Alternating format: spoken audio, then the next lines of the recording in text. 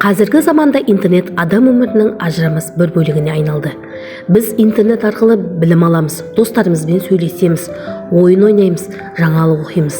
Алайда осы шексіз мүмкіндіктермен қатар қауіп те қатар жүреді. Сондықтан интернетті пайдалану кезінде жеке қауіпсіздік мәселесіне ерекше көңіл бөлуіміз керек.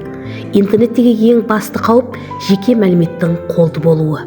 Кейбір адамдар өз аты жөнін, мекен жайын, телефон нөмірін немесе құпия сөздерін бейтаныс адамдарға оңай бере салады.